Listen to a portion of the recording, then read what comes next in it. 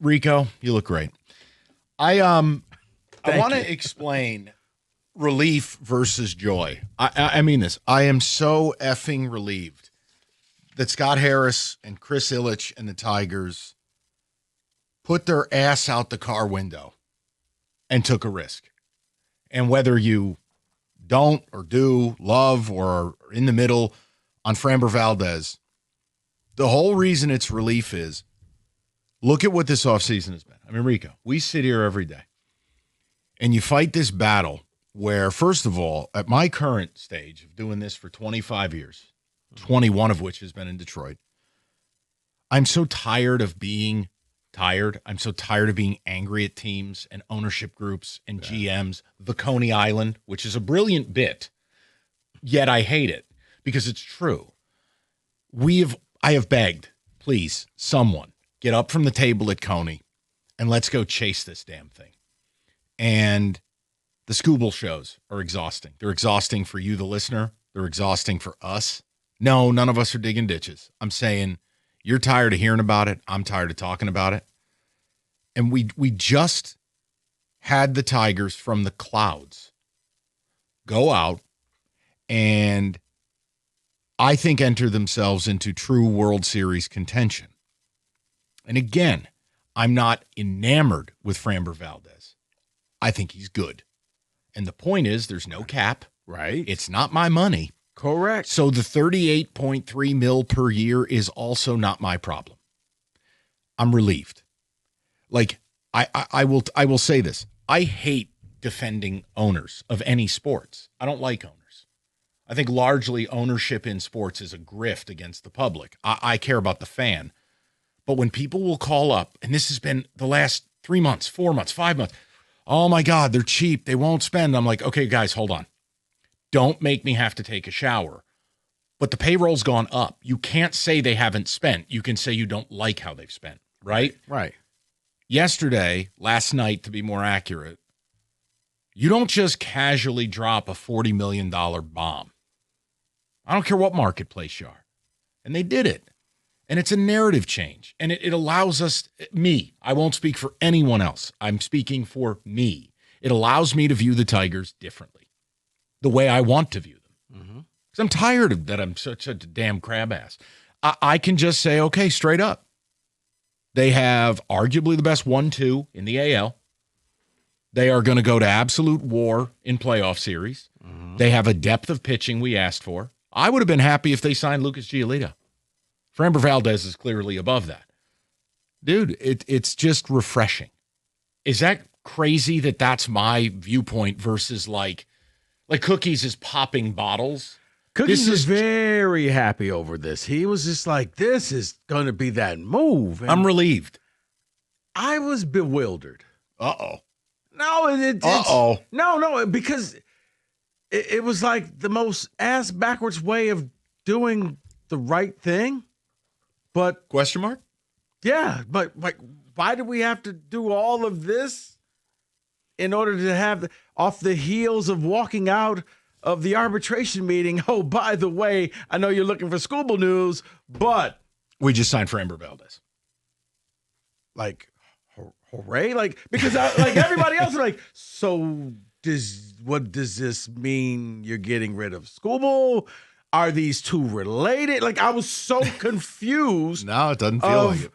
Wait, so you got them both now? And well, why didn't you do this earlier? And then, Well, part of this, okay. Now, I think there's actual rationale for why. Look, Valdez, the reports over the past few weeks is that the market kind of cratered. He's going to be 33 in November, and there wasn't really an appetite to give him a 5 or 6 year deal. So it was kind of a staring match. I think what the Tigers were able to do is kind of a different version of a Scooble deal. Hey, why don't we offer Scooble 5 years at like 50 a year and see if he bites versus 8 at 40, right? With Valdez, look, there's no planet where on merit he's the second highest paid player. Oh, you're out over there? Yeah. All right. So Yeah. there's no planet he's the second highest paid pitcher in the game unless you want to buy him out of term. So a 3-year deal with an opt-out after 2, you pay the piper and you give him his 38. Because here's the thing. You know how I feel. I don't think there's going to be baseball in 27. This is a wonderful way to give yourself protection now and go for it. Mm-hmm. But maybe on the other side in 2028, you don't have to worry that Scooble's gone, which he is. He's gone. And that's what I like. Did you just sign the Scooble replacement? And then it was like, well, this team is built to really they're built for the lockout. So like, wait, so you're on the hook for a guy, you're gonna pay him even throughout the lockout, but no they're not. Nope. Because they're locked out. So Correctamundo. They don't get their paycheck. As it keeps going, okay, I kind of understand where this is, but yeah, it looked as if Scuba wants to stick around, you'll have this 1-2 punch in a perfect world, baseball happens in 2027, and you got him for 3 years. Then you're locked and loaded. Yeah. Right. Yes. If not, if this goes sideways and you got to trade Scuba and you got to do some other things, then you got his replacement here, and it was just like, huh. You kind of went around in circles, but I guess we're at a good point. But we have to make it this complicated. I'm results oriented. They got the result. I can't sit here and ask them to spend and then complain about the order in which they spend. I'm not going to do that. Right, I'm with you. I was just confused when I saw the news. Like, all right, hold on, is this real? So you got to do the new check to make sure. Isn't it sad? That's where we're at. Yeah, you have to see it like if something is real. All right, let me see how many followers. Here's Kenny Cott performing New Year's Eve in Times Square. Mike, that's not real. Right. Okay, is this AI? No, this looks like it's going down. Look, Harris, Greenberg, and Ilitch deserve credit because I don't care the order in which it happens. For Scott Harris to go to ownership and say, I don't need more soda for the vending machine. I need $40 million. I need 115 potentially over 3. And oh, by the way, 20 of it's going to be a signing bonus. Right. That's an ask. That's major. Right. And ownership doesn't have to say yes to that. So all I can tell you is, for me, this is all I've ever wanted, which is get the payroll as close to $200 million as possible. Let's have a payroll commiserate with market, and let's own the Central. Let's take this damn thing. And right now, you're outspending other Central teams at an almost 2-1 margin. Yeah. This is proper. I feel good about it. Yeah, I give them credit. They moved in silence. I don't think anybody saw this one coming. It was like, well, how long was this in the works? I got a text from a buddy who works in an organization, and even he was like, what planet did that come from? Right. So good on them. But I'd like to know what people – look, I do understand this. Let me just say this. I get it if you have a furrowed brow that Valdez is making this money and we're going to await what Scooble gets today. But you have to understand something. Arbitration is not free agency. Okay? I understand what it looks like, sounds like, seems like, but it's not the same. That is why the Scooble arbitration is being so widely monitored, is that if Scooble wins it, it is going to change how arbitration is viewed, that a player in their 5th year can get close to free agent value. Right.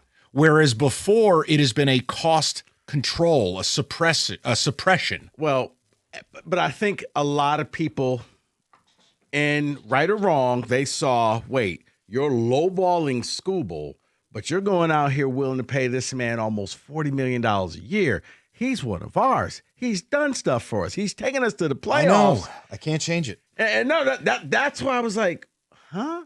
Like, we're splitting, we're fighting over pennies here, but then you just gave him the bag. I think this is good. I think the whole point would be if you wanted them to go all in, feelings don't matter. Correct. And if they look, yes, could I easily do the show? Why did you do this when we could have had Bo Bichette? Yeah, I don't want to. Like, yeah, you know where my heart was, and I wanted a right-handed bat, everyday player.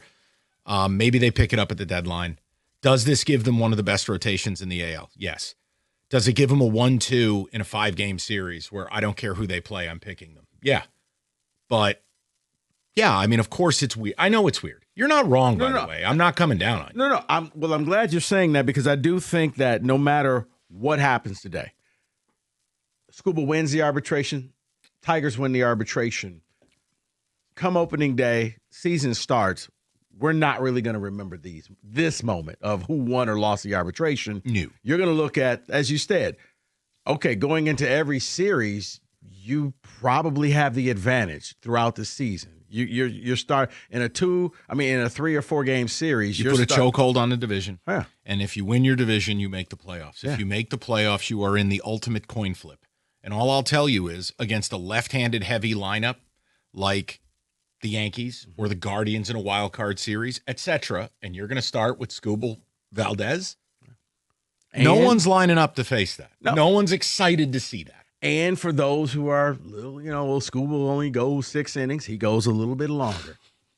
So can we please not do the Seattle shows again? No. But I'm saying, so yeah, and bringing in Farmer, he's gonna throw more innings. So this was it's a good thing. Yeah, he's one of the rare pitchers in the league that can give you 200 innings. Yeah. And look, look, Valdez, I have certain concerns, but I can let it alone.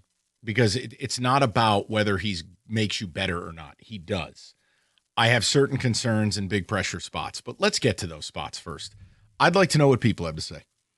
Because for the amount, look, we all have had just a constant consternation about this team.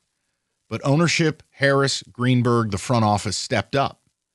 It's a major move, guys. And I know it's not a 10-year deal and it's not Kyle Tucker. I don't care.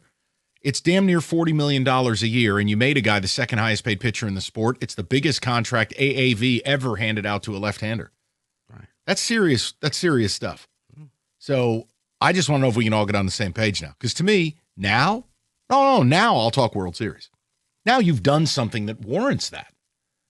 No, and I know, to use a line from Jim Costa this morning, because he did a SMARM alarm.